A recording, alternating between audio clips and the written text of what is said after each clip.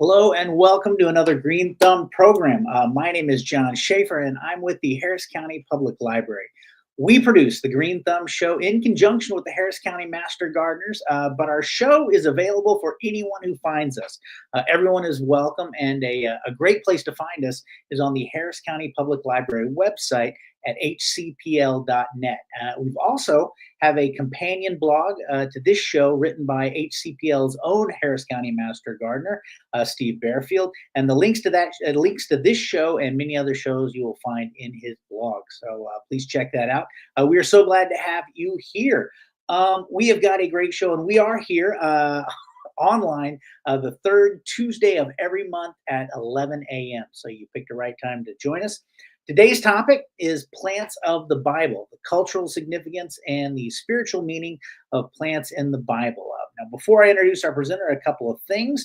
Number one, we love questions. So please type them into the chat on Facebook or YouTube or wherever you're watching this. And just so you know that we have Harris County Master Gardeners monitoring the chat. So even if we don't get a chance to answer your question live, we absolutely will have a Master Gardener answer your question in the chat, and we'll be providing a lot of links in there. So please talk to us through that as we're going. And second, we want to remind you about our next show before I get, so I don't forget, Tuesday, September 16th, we'll be talking about powerful perennials. Plant once, enjoy for years. Garden stalwarts provide beauty, pollinator value, and easy to care. Now, I'm very excited to introduce our presenter, Miss Deborah Caldwell. She is a retired college instructor of biology and environmental science, in addition to being a Harris County Master Gardener, and she's a lifelong gardener with many years of experience growing ornamentals and vegetables, and just a joy to talk to as always. It's great to have you back. Hello, Deborah. How are you doing? Oh, I'm fine, thanks, John. How are you? I am doing well. We're in August, and so it's hard to think anything gardening related when you don't want to spend any time outside. At least I don't want to spend it outside unless it's in the early hours of the morning or late in the evening when it's the temperature gets nice. But that's Houston. That's where we live in. And I guess I'm going to guess without even asking beforehand that the geography of Houston is kind of similar to maybe some of the plants in the Bible. The Mediterranean. I mean, we have maybe a little bit of similarities. Well, we have the heat, but otherwise it's quite different. Oh, well, then I was wrong. So it's good that you're here to educate us, because clearly I am not in the know as of yet, and I look forward to learning more. So without further ado, let's go ahead and let you get started. All right. We'll come back, and by the way, just a reminder, we will be answering questions. We'll probably pause about halfway through, so please feel free to type those into the chat. All right. Well, thanks for hosting today. And I also want to thank the other Master Gardeners who are behind the scenes helping to give you resources and answer questions. And of course, I want to thank all of you for joining us today. Before we get into our topic, John did mention the upcoming Green Thumb lecture in September will be Powerful Perennials, and we'll finish out our year with composting in October. So I hope you'll join us for both of those. I also want to mention that we have a couple of plant sales coming up in October. On October 4th, we're going to have both fall perennials and veggies available at our Northwest location. That's Houston Community College in Katy. And we'll also have a plant sale at our Southeast location at Genoa Friendship Garden on October 18th. We'll have perennials there as well. So as we get into our discussion today about plants in the Bible, I think it's important to know that at least 100 plants or more are described or named in the Bible. The number varies quite a bit. I've heard 110, 125. It's hard to arrive at an exact number. And there are some challenges in biblical botany. The people who wrote the Bible weren't botanists, so plants weren't always identified correctly. Sometimes people used a more generic term to refer to plants, just as we do today. You might see something that looks like a daisy, you'll call it a daisy, but it could be something completely different. Lily was a term we see often in the Bible. It was often used to refer to any plant that grew from a bulb. There's also problems with translation or the use of a specific word. The Bible has been translated many, many times, and people often use terms that were in use during the time they were writing the translation. For example, in the King James Version of the Bible, corn is mentioned, even though corn did not grow in the Middle East thousands of years ago. It's a New World plant originating in Mexico. So in that case, they used the term corn to refer to grain. So they were probably referring to wheat or barley or one of the other grains that was grown in that area during that time. Now, our goals today are to learn more about plants that truly were grown in the Middle East thousands of years ago and can also be grown in our area. So, as John mentioned, we do have the heat in our area, sort of a subtropical kind of climate, but in many ways it's quite different from the Middle East, which does have that dry Mediterranean climate. In the graphic, you can see that, yes, we have the drought sometimes, we have the heat, but we also often have hard freezes. In the past 4 years, 5 years, you can see several hard freezes, even with snow in some cases. We also have hurricanes here. We have derechos. We have high humidity. So, in addition to a rather different climate, we also have different soil. Many of us in Harris County have clay soil, which has its own unique challenges, whereas the Middle East often has sandy soil or very rocky soil, especially in the mountains. So let's see if we can find some plants that we could actually grow here that truly were mentioned in the Bible, because you might be interested in having some of these plants in your own garden. Possibly you are thinking about creating a Bible garden at your own church or synagogue. In the photos, you can see a couple of Bible gardens. One is at the Fredericksburg United Methodist Church. In the other photo with the lilies, that's a Bible garden that's growing in Canberra, Australia. And they do have a website where you can learn more about the plants they grow. They have some lovely photographs and some descriptions of these plants. So let's start with some of the bigger things that you might put into a garden, such as trees and vines. And there are a number of trees mentioned in the Bible: cedars, acacias, myrtles, olive trees, junipers, box trees, cypress. The list goes on and on. Some of these we could grow in our area. I'm going to focus primarily on fruit trees, edible gardening. These would be trees that not only could represent plants that were in the Bible, but they can provide shade, they can provide beauty, and they can also provide fruit. So one that we can grow here is the pomegranate. These were often carried by desert dwellers thousands of years ago. They were sort of the first water bottle back then because they were carried for their juice.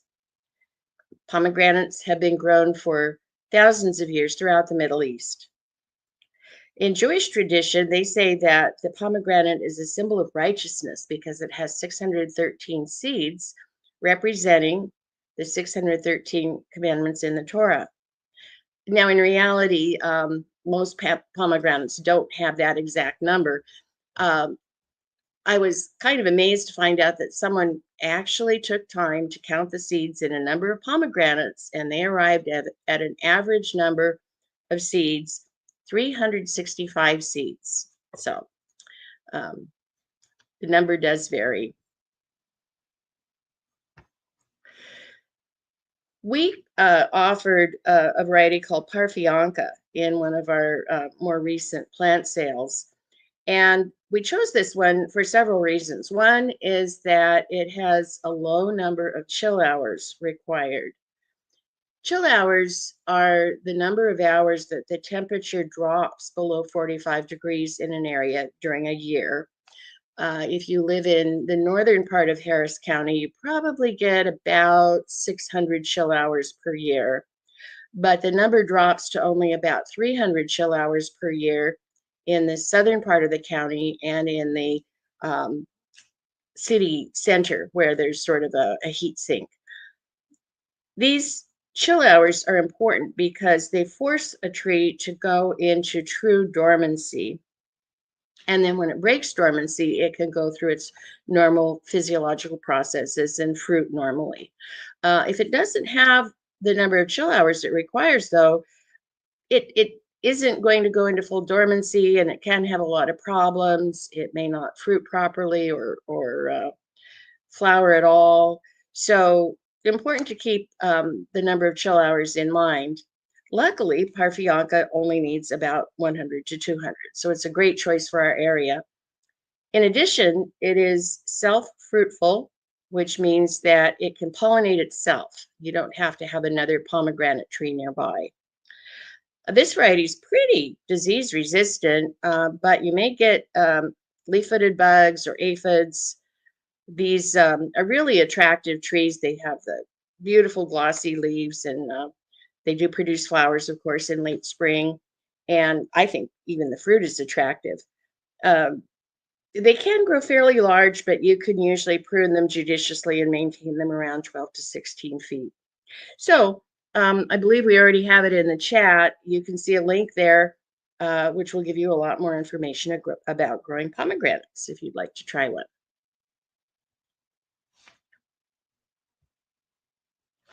Another kind of fruit tree that you might consider is the fig. They were cultivated in the Middle East as long as 6,000 years ago. And they symbolize abundance, prosperity, and well being. Um, they also can grow quite well in our area. Again, there's a link to one of our publications that gives you more information about growing figs. And again, a couple of varieties that we have sold are Celeste. This is also known as the sugar fig because it's so sweet and tasty. Another one that we have sold is the LSU purple. Figs are somewhat cold hardy, although during one of our last freezes, we got several questions from people who either lost their figs or had damage. So I think you would want to grow them in an area where you can offer a little bit of protection. They only require about 100 chill hours, so they're great for our area.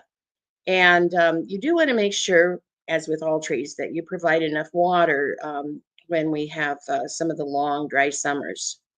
Now, if you look closely at the photo, you can see that the fig is attached at one point on top, and at the other end is the eye.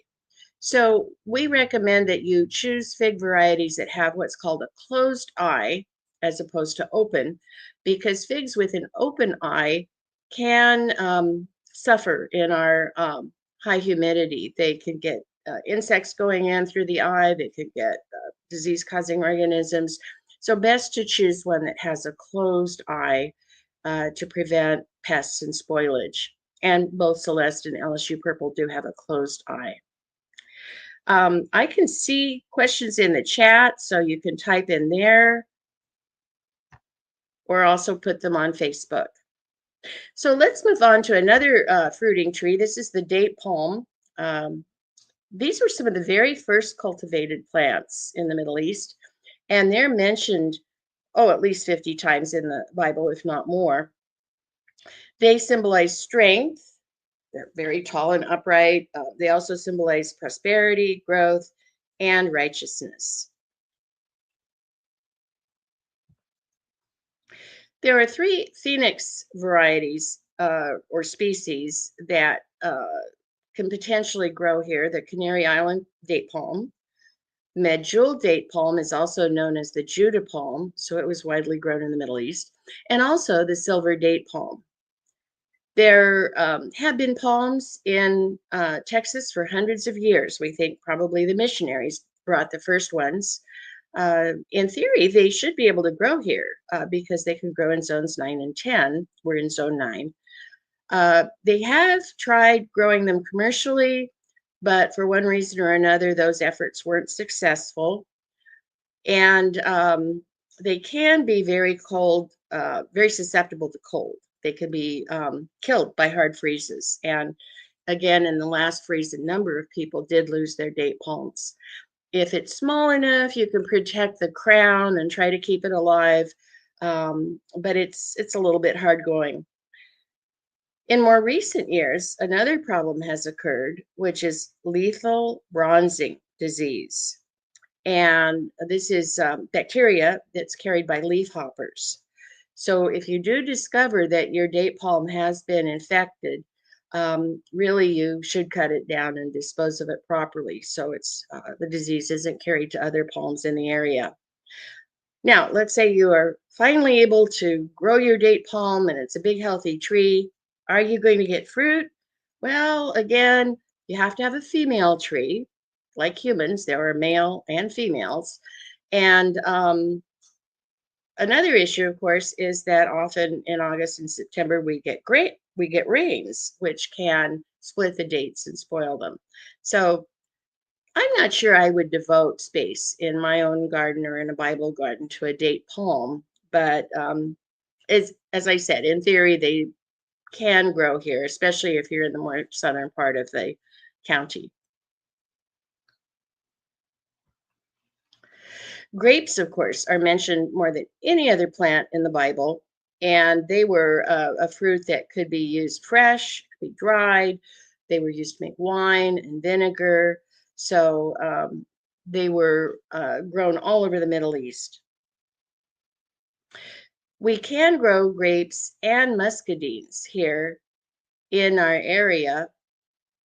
Grapes, the true grapes, are Vitis vinifera, whereas muscadines are a different species, Vitis rotundifolia.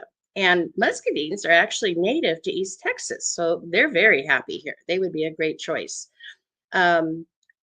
One nice thing about grapes, of course, is you could grow them vertically on a trellis or an arbor.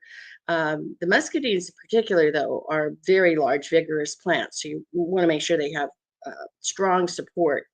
Again, we have some links that you can go to find out more about both kinds of grapes. The Black Spanish and Champanelle grapes are good varieties to grow in our area. They're Vitis vinifera hybrids that have been crossed with other species.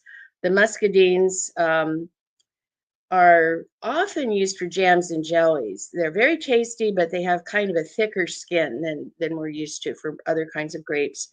And that's off-putting to some people, but great for jams and jellies.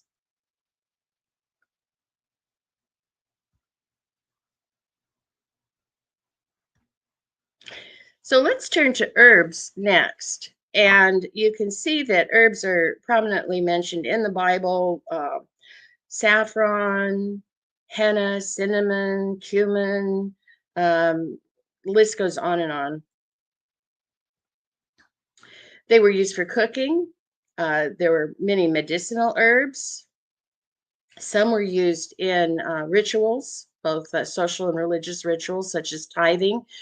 In Matthew 23:23, you can see that they were used as a tithe, mint, dill, cumin. The spices and resins were also highly valued. Frankincense and myrrh, which you remember from the story of Jesus's birth, were brought by the Magi as special gifts. And some of their components include resins extracted from trees that are then used for incense and perfume. Excuse me. So a couple that we can grow in our area include coriander, or you may know it as cilantro. In fact, you might think about planting some cilantro or coriander seeds in your garden starting in October. This is actually a cool season herb, and they can take a lot of cold weather. Um, People often try to grow them in the springtime, and then they're disappointed because they bolt, which means that they grow rapidly, flower, produce seed, and complete their life cycle. The good news is that the seed can be collected, that's the coriander. But if you want fresh cilantro, you really need it to grow it in the winter. As they say, it's a cool season herb. So, mint, of course, is another herb that we can grow here. It's perennial usually, many different varieties, peppermint, spearmint, chocolate mint. Um, One thing that we should mention though is plant it in a container. Make sure it's confined because if you put it in your garden soil, it will take over your garden. You'll have mint everywhere. So do keep it in a container. Prune or pick the mint and use it in summer to encourage new growth. We do have a link which tells you much more about growing herbs in our county. Another good one to grow is dill. Dill seeds generally will germinate best in warm soil, uh, 70 degrees or above. They can grow pretty quickly. I don't know if you would have time to plant them now and get a harvest before it freezes, but might be worth a try because they can easily go from small seed to 5 feet tall in a short time. These plants also attract pollinators, especially things like swallowtails. And you can use both the foliage as an herb and also the spicy seeds for pickling and things like that. Most of these herbs prefer to be planted in full sun and well-drained soil. Many of the Mediterranean herbs like rosemary, in fact, probably are going to be happiest in a container where you can modify the soil if you do have heavy clay soil in your garden.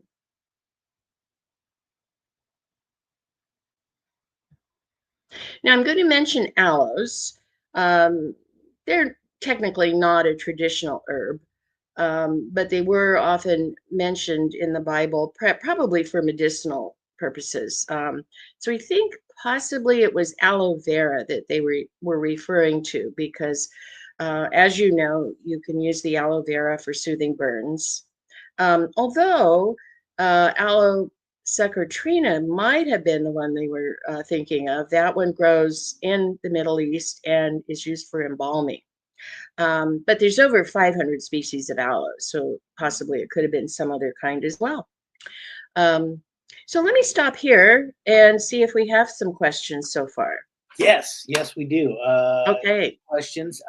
First off, someone was asking me about pomegranate. You mentioned pomegranate trees being self-fertilizing. Are all pomegranate trees, or is just that? Is there a specific species of? That particular variety, Parthionca, we do Okay. know is self pollinating.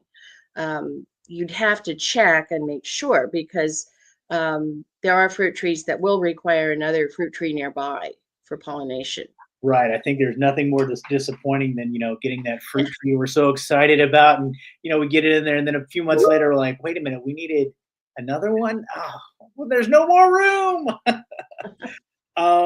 Let's see. You mentioned, you're talking. We talked about grapes, and like that. You said that they were mentioned most often in the Bible. Mhm. Is, any thoughts on like why, or maybe how that is, why that is, or um, why grapes get the special treatment?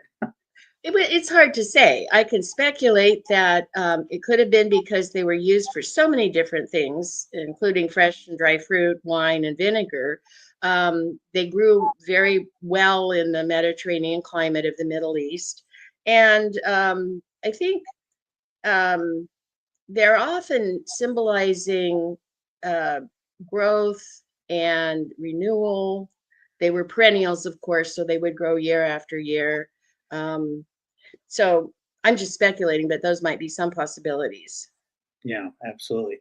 And back to the pomegranate. Someone was wondering, how can you tell when the pomegranate's ripe? Now, obviously, we go to the grocery store, we see it, we assume it's ripe and ready to go. But on your tree, they definitely look a little different. And we don't see them like that normally. I am not an expert in pomegranates by any means. So what I do is I watch the squirrels. The Okay. squirrels seem to know. Uh, the, Does someone else know the answer to that? You know what? We've got a few master gardens online. We'll see if we can look that up and get the Yeah, wins. I'm sure some of them grow pomegranates. I do see someone's asking about olives. I didn't Yep. mention olives today because they really need the drier climate. They would not grow well here. We do have commercial olive groves in places like California, Mhm. where it never rains. At least it seems like it doesn't. But olives can really be ruined by rain during the Mhm. wrong time of the year. Did not know that. Good to know because I thought they did grow some kind of close to here, but not too far. I mean, like a few hours east or west of us, but I could be Much wrong. drier. Yeah, That's yeah. true. Good to know. And let's see, one last one. Is there any feel for which of these were the most highly valued in the culture in terms of trading value? Like, what was the most? I know grapes obviously the most common, but was the which one? What herb or plant was the commodity? I think probably grapes more than any because they could be used for wine. But we're not done yet. We'll get to a couple more that we might consider. And one last one, I don't know if you're going to talk about this, but this is too far off topic. But I know in the Bible there's lots of talk of soil, and the different types of soil and planting. And is there any specifics that you know of or about other than rocky soil versus well drained? I mean, the obvious metaphors they use. The soil, that's why I mentioned growing some of these in containers Okay. or possibly in raised beds where you could amend the soil because especially some of the herbs really need very well draining soil and probably would have root rot if we try to grow them in the heavy clay that we have. Yeah. I do see that Valerie has said that pomegranate is ripe when it cracks around the crown. Oh, I So didn't know thank that. you, Valerie. Thank you. Yeah, Valerie, good when right around there, when it cracks around the crown. Well, speaking of crowns that are cracking, I'm going to get out of here and let you talk some more, and we'll come back toward the end and answer more questions. All right, thank you. Okay, well, let's move on to vegetables, which are mentioned several times in the Bible. Onions, garlic, squash, melons, and so on. And of course, we can grow many of them right here in Harris County. We have a link here to a publication, a fact sheet that we've put together that lists recommended varieties for Harris County. You can find this on the Harris County Master Gardener website. And these are plants that we have grown, we've trialed them in our county, and these are some varieties that seem to do especially well here. So among those are the cucurbit or gourd family, such as summer and winter squash, melons, and cucumbers. If you do plan to grow these in your garden, you want to make sure you have adequate space. Uh, Something like a zucchini plant can be easily 4 feet in diameter. Um, these are warm season crops, so you would want to start the seeds in around mid-March to April. You can start these in pots, but I find that direct seeding, putting the seeds directly into the garden soil, works quite well also. So here are some of the varieties that are on our list, such as the Dixie, which is a yellow crookneck. Uh, Peter Pan is a green scallop variety. There are some good butternut squashes that are considered to be winter squashes. They develop a thicker rind and can be stored for a period of time. But one that we do recommend is the Tatumi squash. We have a real problem with insects here that get into the stems of your squash, the squash vine borers, and they can just decimate the plant in no time. But for some reason, the Tatumi squash seems to be particularly resistant to squash vine borers. So these would be good ones to consider. They can be grown and eaten like zucchini in the summer, or if you leave them on the vine, they can develop the harder covering and be stored and used more as a winter squash. So a great choice to consider. Cucumber varieties, again, you would want to choose either slicing or pickling. These also would be planted from about March to April. And like grapes, they're a great crop that can be grown on a trellis uh, vertically so that you can capture that extra garden space. Melons also need quite a bit of room. Some of the smaller ones possibly can be trellised, but often the fruit is quite heavy. These again are warm season crops that you'd want to plant around April to mid-June. And you can see here are some of the recommended varieties.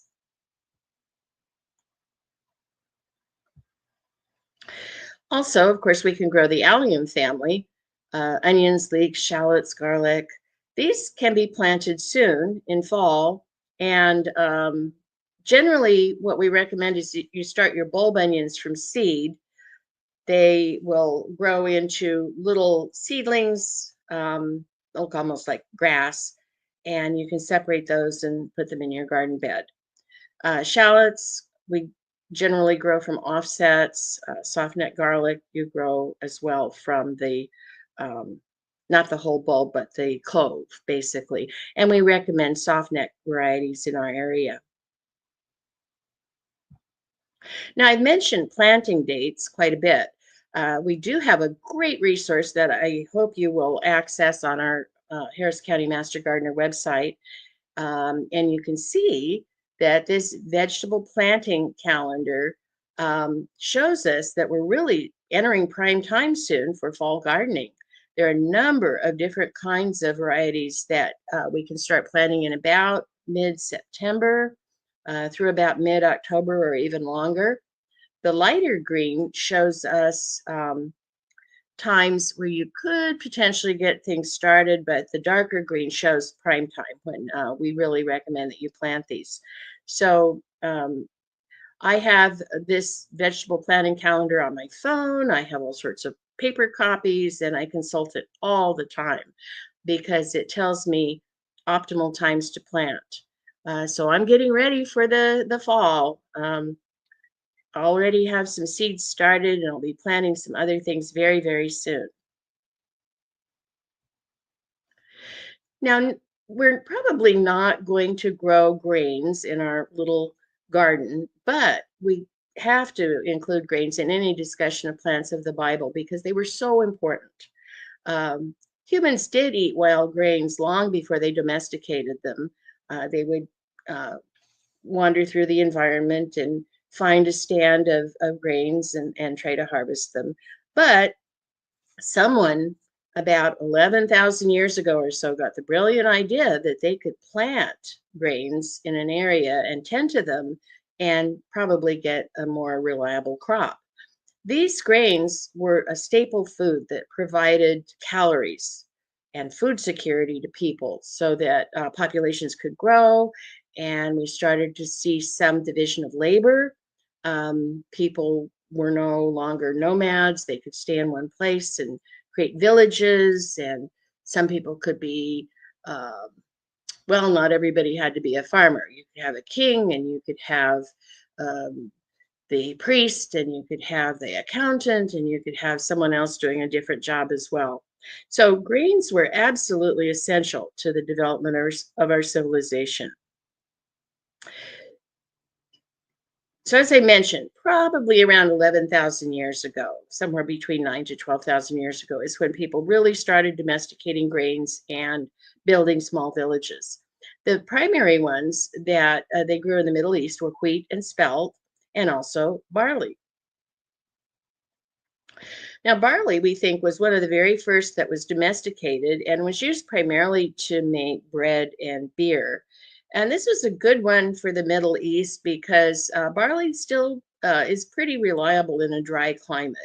So people could grow this. If there was a drought, they could probably still get a harvest and have that food security that they needed. Wheat, of course, was also important. And there are a couple of different species, the wheat that we grow today, Triticum aestivum, and spelt, Triticum spelta. As you can see in the photograph or drawing, the early wild wheat looks kind of sparse. There weren't that many seeds, they weren't that big. And another problem was that when someone touched the plant to harvest it, it shattered. In other words, the seeds just flew everywhere and made it difficult to gather very much. So, through domestication, what people were trying to do was, of course, to make a bigger seed head with more grain. And also, they wanted to have a type of wheat where the seeds would stay on the plant and not pop off. So, you can see the development of the einkorn wheat, emmer wheat, and then the big, robust looking wheat is the bread wheat that we grow today.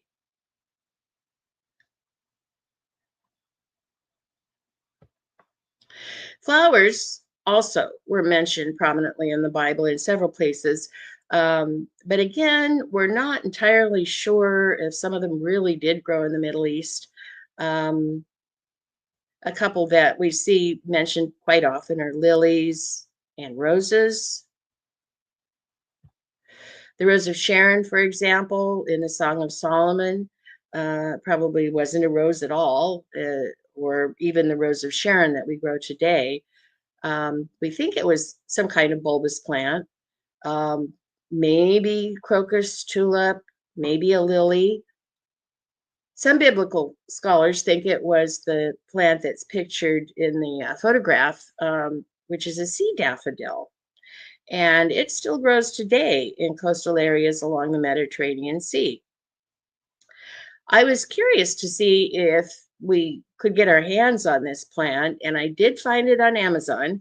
I wouldn't necessarily recommend that because you never know what you're getting, but I might go ahead and order a few seeds and try growing it just to see if this is what we get. Um, Clearly, though, you can see it's growing in a very sandy soil, so you would probably need to grow it in a container and amend the soil. And I don't know. I think it would be an interesting experiment to try to see if we could actually grow sea daffodils here. Lilies are mentioned quite often, and in the photograph, you can see what's called the Madonna lily growing on Mount Carmel in Israel in what looks like the side of a cliff. So it would probably need a very rocky soil with great drainage. They think that probably the Easter lilies that we still grow today originated from the Madonna lily. Uh, Full to part sun, and again, very well drained soil.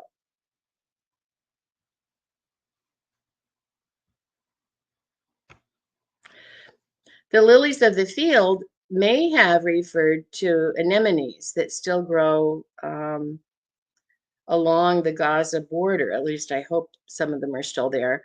So, this red crowned anemone is Israel's national flower. Possibly, this was the lilies of the field that are referred to in Matthew 6. Um, I've heard other scholars say could have been ranunculus instead.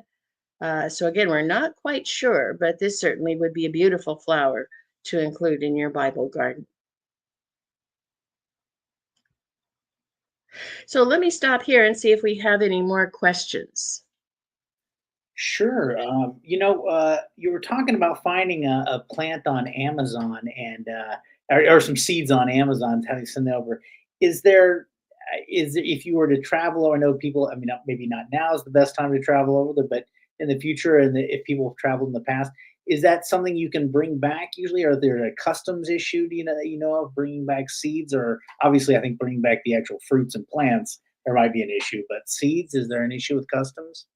Uh, I'm not sure about that, but anytime you bring any kind of plant material back from another place, you really need to consider whether it's a wise decision or not, Right. because um, there's always the potential that what we think of as some innocuous little plant uh, could, in fact, escape from your garden and take over Texas.